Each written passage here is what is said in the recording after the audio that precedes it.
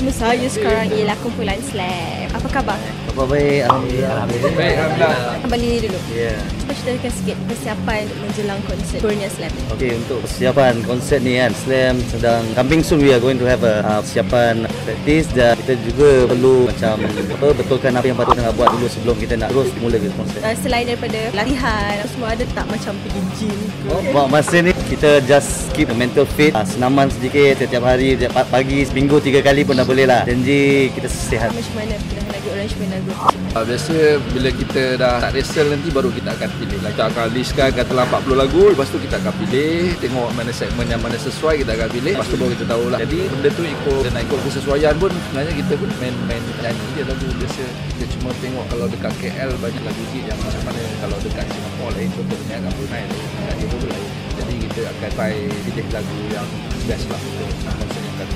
Selain daripada Bulan Slam sendiri, ada tak kolaborasi dengan nyanyi lain? Buat sementara waktu ni kita belum ada plan untuk siapa saja yang buat persembahan kita pada hari tersebut. Itu semua dalam bincangan, harap akan kita tengahkan lagi dan next edisi insyaAllah.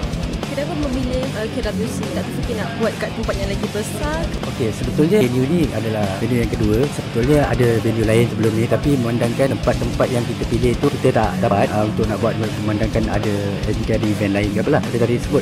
Jadi kita ada usaha pilih tempat tu dan dari capacity tu pada kami insya-Allah lah cukup memadai untuk kami buat reunion konsert yang pertama ni. Dan kerana kami pun tak nak terlalu besar tempat kan. Konsert kita Slam adalah kebanyakannya lagu slow. Jadi tempat tu saya rasa antara tempat yang sangat sesuai sekali untuk kita bawa konsep muzik kami tu dengan ruang yang ada dan dengan penonton pun boleh datang ke capacity yang okey saya rasa.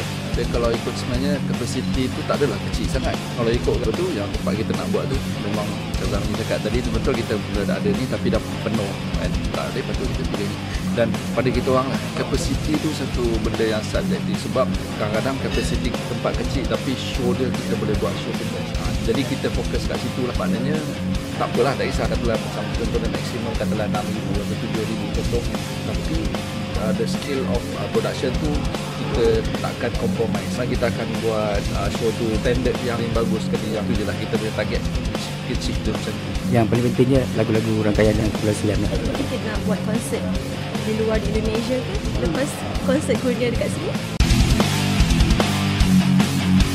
Sebenarnya untuk Indonesia dari dulu sebenarnya kita dah plan dari dulu, tapi disebabkan sebenarnya untuk kita Malaysia sendiri macam orang Indonesia punya tu kita senang terima, tapi kalau untuk kita ke sana memang semua tahu memang susah dan memang kita sedia maklum, tapi kita nak memang nak ke sana kan? Tapi kalau dari segi populariti apa semua saya rasa memang masa dia mungkin dia tak sesuai lah kan? Sebab sana diorang kenal lagu je kan? Kenal lagu tapi macam Slam punya group as a group diorang tak apa-apa nak kenal kan? Dia cuma kenal lagu je. So benda-benda macam tu itulah yang saya boleh cakap, niat nak buat konsert kat sana memang ada, tapi benda tu susah sikit lah.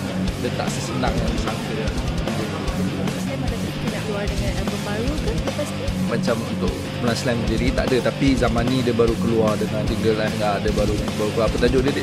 Kalau Slam ada perancangan sebenarnya untuk kita nak keluar single tapi benda tu belum dilaksanakan. Jadi di sini kita tidak war-warkan benda yang belum confirm. Jadi cuma saya ada keluar satu single Tambatan Hati lagu dicipta oleh komposer seorang komposer Indonesia iaitu Mas Yongki. InsyaAllah lah pada malam tu saya pun dah discuss dengan pemerintah Slam yang lain. Mungkin pada malam tu kita cuba persembahkan juga lagu-lagu daripada solo saya juga. Dan, tapi yang paling pentingnya lagu-lagu rangkaian Kumpulan Slam. Hai, saksikan kami di konsert Kurnia Slam. Dapatkan aplikasi Oi di Google Play. Oi, jom.